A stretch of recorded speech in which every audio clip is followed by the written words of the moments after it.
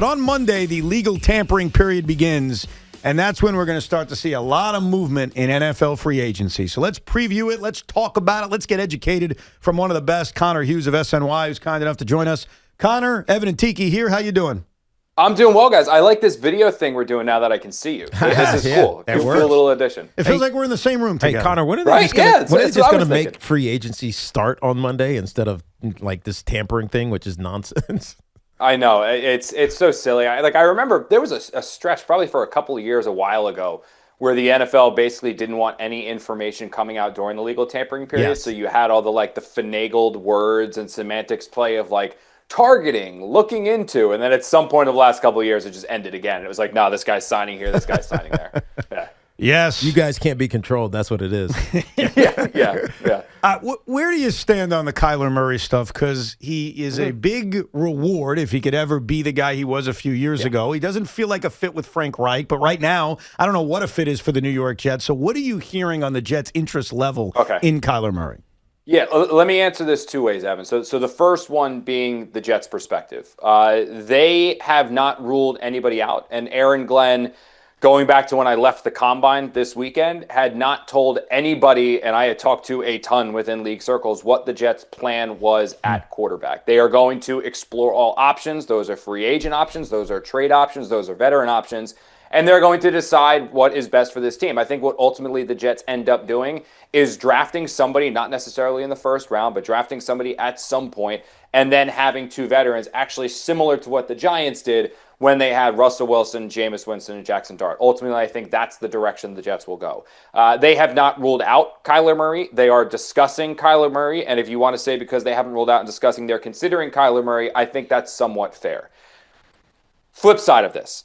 I think it would be a disaster if the Jets actually signed Kyler Murray. This is just my opinion, but everything that I've come to know about Aaron Glenn is that he wants a quarterback who is one of 53, not 1 and 52. He doesn't want the celebrity. He wants the guy that's going to be the first one in, the last one out, the hardest worker, the leader. That's who he wants. That's the person and the player that he wants a quarterback. That does not describe Kyler Murray at all. I talked to a couple of coaches that coached him in Arizona, his coaches in Arizona, who said there are durability issues, there are work ethic concerns, there are desirability concerns, there's love of the game concerns. He's not a particularly great leader. Now, people can change. Aaron Glenn does have this belief that once he gets his hands on guys and once guys come into his building, the Jets culture will turn people around. He has a relationship with Kyler Murray's dad, and certainly if you're talking about raising a floor, Kyler Murray is the quarterback that can get you to 6, 7, 8 wins. But I just don't think he's the person necessarily that you want within the building. This isn't something the Jets are telling me. This is just connecting the dots of everything we've heard from Aaron Glenn over a year and then what I know about Kyler Murray from talking to him. Yeah, and Connor, it feels to me that Frank Reich is not the ideal offensive coordinator for Kyler Murray either. It's why I've been espousing Kirk Cousins, because it just, as a veteran he's older, obviously. He's 38. He's only here for a year, maybe even two, if you bring in Kirk Cousins. But he's high football IQ quarterback, and that's what this team needs because they have to win. This isn't about tank for whoever's going to be the quarterback in 2027. If Aaron Glenn doesn't win, who knows if he's here next year? Yeah.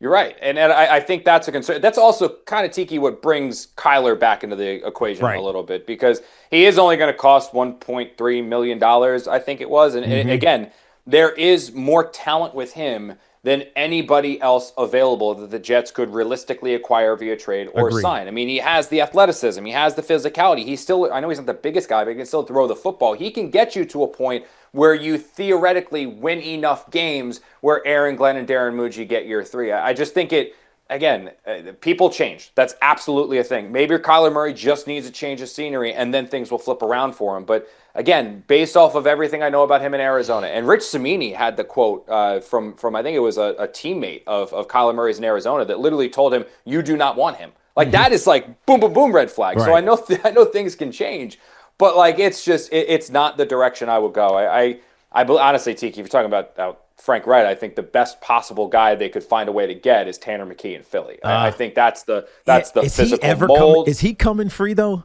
Because I like Tanner. We called one of his games. It was against the Giants, the last game of the season 2 years ago, and I love that kid. But why would Philly move off from him?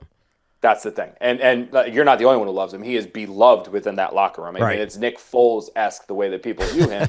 The problem is that that's an Eagles team that has Super Bowl aspirations. And they know that if Jalen Hurts blows out his knee in training camp or Jalen Hurts suffers some injury where he's going to miss a large chunk of time, they believe that there will not be much of a fall off. The Eagles do. I know this from talking to people in that building. They don't believe there's going to be that big of a fall off going to Tanner McKee. They believe they are Super Bowl contenders, and obviously they can win a Super Bowl with Jalen Hurts. They can accomplish the same with Tanner McKee. So is a 4th-round pick or a 5th-round pick worth losing that safety net? No, it's absolutely not. So what the Jets would have to do, and any other team that wants McKee, is make a compelling enough offer to convince the Eagles, you know what, that backup plan that we really, really like, it's worth moving it on. I don't think a 4th-round pick. I don't think a 5th-round pick does that. Right. Same with Mac Jones in San Francisco. You're probably looking at a 2nd-round pick or a 3rd-round pick to get that done. Yeah. And the Jets don't have the 3rd because of Hassan Reddick. Yeah, and it also feels like too much to give up. How much say is Frank Reich going to have in this quarterback decision? Well, it's his offense. I mean, when they were originally talking to Frank, they were looking for a, quote, head coach of the offense. That's what they wanted. Aaron Glenn knew that he was going to be or eventually came to know that he was going to be super, super hands-on with the defense. This was going to be his baby. He was going to call the plays. And if he was investing such a significant amount of time in game planning and defensive functions, he was going to need somebody to take full control of the offense. And that wasn't originally going to come at the expense of Tanner Engstrand. There was this world where they thought they would both work, but it was always going to be Frank Reich's baby. This offense was going to be his. So he's going to have a ton to say. I mean, Aaron Glenn's definitely going to be involved, but he's not going to throw Frank Reich a quarterback that he doesn't believe he can work with just because Aaron Glenn likes him. So Frank's going to have a lot to say. He really is. Now, it's interesting that that's the methodology that teams are using, because it feels like the same thing is happening in Tennessee with Robert Saleh and Brian Dable, head coach of the offense, obviously a head coach of the defense. Flipping over to the Giants and what they're going to do in free agency, Connor. Yeah. We've talked a lot about what they're going to do in the draft, and there's like smoke that's out there right now, and it might be more than smoke, that they're going to target a running back, that Jeremiah Love is a target at number 5. But the only way that makes any sense is if they crush all of these holes in free agency. How active are the Giants going to be in free agency or in the trade market? Because obviously Edmonds is on the market from Chicago. Yeah, from what I understand and from what I've heard, the Giants, and this is from conversations I've had with many, many people down at the NFL Combine, is that the Giants are all over the running back, the interior offensive line, and the tight end markets. Those are the players in free agency that they are really targeting. And you can piece together the names. Kenneth Walker is one I've heard. Like, they are very, very interested in Kenneth Walker. Whether they are able to get Kenneth Walker or whether they can't get Kenneth Walker is yet to be seen. From what I understand, it's more likely than not that he returns to Seattle. Right. But still, the Giants are making a run at him. And what that tells me, Tiki, is that the identity that John Harbaugh wants his offense to have under Matt Nagy and Roman, it's going to be a team that runs the ball, out-physicals the group in front of them, and just pounds it down your throat. Right. That's what the Giants want to do. And that's why you pursue someone like Kenneth Walker, because you can pair him with Cam Scatterbo, and now you have that nice little thunder-lightning combination like you and Dane back in the day, or like Jacobs and Bradshaw back in the day. Like, you have that versatility of the backfield, and you can, in a world where a lot of defenses are going small and fast, you can go the opposite and just ground and pound them and beat them up. You know, big guys beat up little guys is what you can try to do on offense. And maybe that's a reason that this receiver class isn't particularly strong in free agency. The receiver class is okay, but not unbelievable. There's no Jamar Chase in free agency or Malik Neighbors or Odell Beckham in the draft this year. So maybe this is an opportunity for them to say, look, we know we need weapons because we might lose Wan'Dale to the Titans. We don't know when Neighbors is getting back. That just leaves us Slayton. But if we can really just create an identity as a run game and force people to load the box on us, that'll make it a little bit easier for Jackson to throw the ball. And it could just be, hey, address this now, and we'll tackle receiver next year. We're talking to Connor Hughes, and we mentioned that the NFL free agency period begins on Monday, but we're already getting trades. In fact, in the last 5 minutes, there was another trade. The Kansas City Chiefs are trading Trent McDuffie to the Los Angeles Rams for a first-round pick. So the former Pro Bowl corner goes to the Rams. The Rams, a team that doesn't believe in picks. They just believe in trading them. No, you're right. They do a good job of doing that. Why take my risk on a rookie who might not pan out and just get a guy who I know is going to be good? Yeah. That works though, guys, because they just nail their mid and late round picks. Like they nail their day 2s and 3s. Like they trade their one. If they were striking out on day 2 and 3 like the Jets or Giants have, I mean that they're probably on their 3rd regime right now, and they're all gone. I mean, they find these guys like Kyron Williams and Puka and all these dudes that are just stars, which gives them the flexibility to give away their one for proven players. It's a phenomenal front office. Phenomenal front office. Speaking of giving away ones, and I want to put this to rest for my own mental well-being, because I still hold out hope that the Jets could make a trade for Fernando Mendoza. Yeah. Is that completely dead? Are the Raiders set on turning down any kind of Godfather offer and just simply taking Fernando Mendoza? I mean, if the Jets offered them like 4 first-round picks, I think that would get it done. But like, that's not going to happen. Like, it would take a historic, unprecedented trade to get the Raiders to consider it. Like, that's truly where we're at. The Raiders need a quarterback. Tom Brady wants a quarterback, and this is an opportunity for them to get one. And we can play the game. And I get so annoyed with it because I see it all the time on social media or people that I run into about the Jets, and it's like, oh, just kick the can down the road. Look at the 2027 class. Look at the 2027 class. Like, yeah, theoretically, the 2027 class looks great right now, but 2 things can happen here. They cannot look great in a year. Like, that can very easily change. Like, look at Matt Barkley. The guy was going to be the first-round pick or number 1 overall pick, same with Drew Lohr, and now look at those guys. Like, things change very easily with evaluations. And 2, you might find yourself on the outside looking in like the New York Giants were during the Caleb Williams, Jaden Daniels, Drake May draft. Yeah, exactly. They tried everything they could to go up, and they couldn't. Like, it just wasn't an opportunity to do it. So I think that when you have an opportunity to get a quarterback, and unless you don't believe in him, so assuming you believe in this quarterback, when you have the opportunity, you have to take him. And the Raiders are in a unique situation where they organically can draft their quarterback, and they're going to do it. Yeah, one of the other things that is being reported about the Giants is that this could be a drastically different roster. And I know this happens with a lot of new head coaches, especially veteran head coaches who already know what they want. It's not like, oh, I got to figure this out, what kind of team I want. It's like, I know what kind of team I want. Therefore, it's going to be half or 50% turnover, maybe only 35% turnover, whatever it's going to be. What does that mean for the New York Giants? Well, they were starting with just under $2 million in salary cap space. So a lot of this turnover is related to them having to move on from guys. And Joe Shane used to talk about this all the time. He had expendable contracts. Yeah, the cap situation looks bad right now, but they can easily create more. And it's true. You saw them cut Bobby Okereke. That's going to free almost $10 million, almost assuredly, going to cut guys like Devin Singletary and Graham Gano, which is going to free up another chunk of change. And there's a number of other things they can do. They can restructure Brian Burns, who's got like a $24 million base salary, convert that to signing bonus, free a ton more. I mean, there's a means. Dan Duggan of The Athletic put out like all of the people that they could cut to free money. I mean, there are a lot of contracts out there for the Giants right now that give them the flexibility to move how they see fit. They can keep guys. Then if they see a better option, like say interior offensive line, like we were just talking about,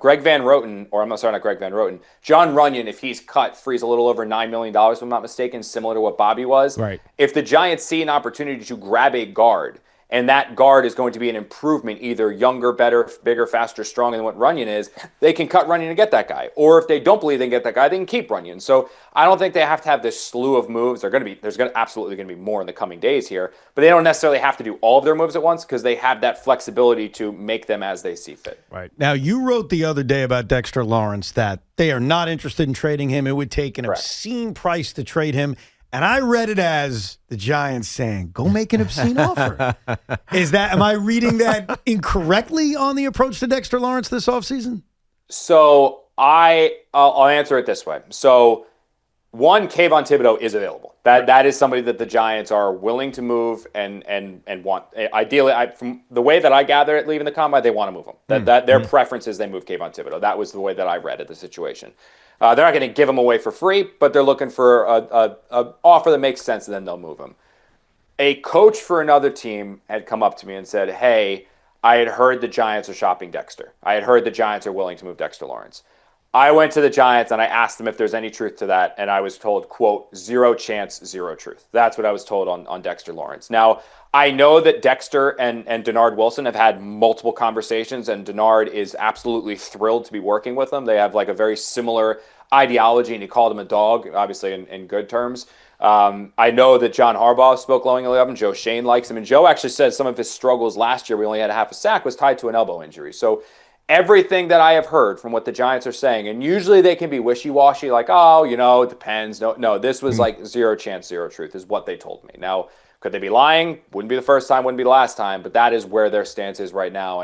And based off of the conversations I've had with coaches in addition to front office people, I tend to believe that they have zero intention of moving on from Dex. The real question here, and Tiki can attest to that, is just because a team loves a player doesn't mean a player loves being with a team. Yeah. And there is the chance that Dex could be like, dude, there's a lot of losing. I just saw Saquon, my buddy, win one. Just saw Leonard win one. Like, I want my chance to win one. It's not happening here.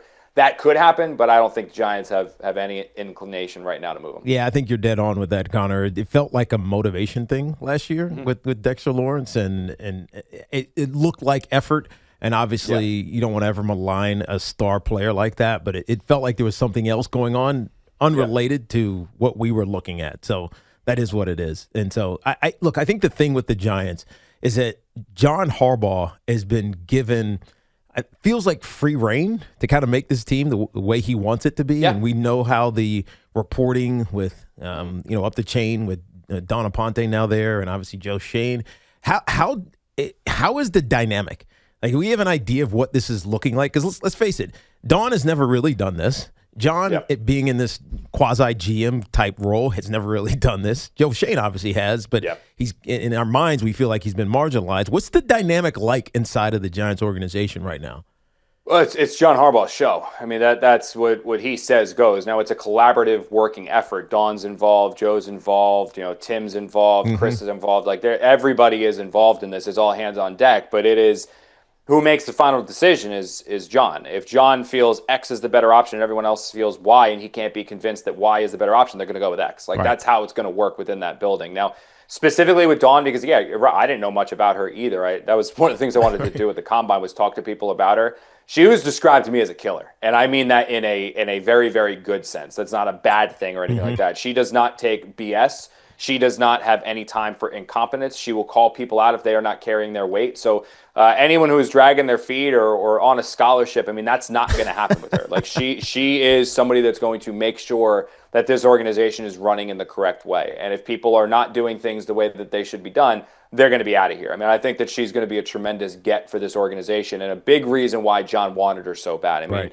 I know, Joe Shane had made a comment like, oh, she took on, some of those, she was basically like Kevin. Well, yeah, she's doing Kevin Abrams' job, but also more, and is also now reporting directly to the coach. So there is a difference there, and there have been things that Joe Shane was doing that now Dawn is doing. So it's a different little dynamic there, but it seems like Joe is very, very involved in scouting and both pro and college. John obviously is overseeing the entire operation. Then you have Dawn handling kind of the strategic and finances and all that other stuff with the Giants. We're talking to Connor Hughes of SNY. I've been fighting a good fight for the last couple of days. I'm getting tired of it. I don't really love sitting here defending Aaron Glenn, but clearly he did not fall asleep.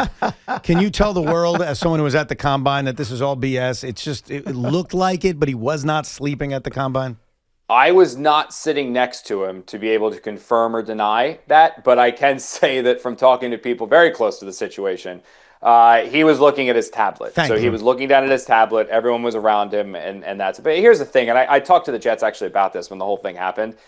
This is just the problem, is that when you haven't made the playoffs in 15-plus years, and you're such an easy martyr for people to poke jokes to make fun of, it's perception versus reality, and reality doesn't matter. It's just people want to go LOL Jets. That's just how it works. And they know this, and I think Aaron Glenn is probably the perfect head coach for the Jets right now to deal with this like crap that's kind of been thrown at them, because he truly doesn't care. He doesn't care what people are saying. He doesn't care what people are doing. Like, his whole focus right now is getting the Jets to be a winning organization, and he knows that the oh my God, look, the head coach is sleeping storyline is nipped in the bud if they are obviously a winning football team, and it's just about getting them to that point. Absolutely. Now, they're not telling us, they're not telling you what their plan is at quarterback. Do you think they have like strong preferences? Is there like a dream guy they're going after, or is this, we'll see, it's nothing great, let's just see what happens? There isn't an ideal option. That's the problem. That's the problem. I was talking to Costello about this at the Combine, and we said, like, it's the fan base that you interact with, and it's as volatile now as I can ever imagine, and I think it's probably teetering on worse than what it was Adam Gase's second year, or the 2-14 season with COVID, because that year you had something. Yeah, they were losing a ton, but they had something to look forward to. There was something to believe in. You could either believe in Sam or you believed in Trevor Lawrence. Whatever it was, like there was some. This year almost feels like it's hopeless already. And I think the big reason why it has that hopeless feeling is because there is no clear-cut, obvious option for a quarterback. If Dante Moore had declared, we can debate until we're blue in the face if it was the right move, wrong move, he's still so green. It's still a player that's worthy of that number 2 overall selection you can start to believe in. And It gives you hype for OTAs, training camp, minicamp.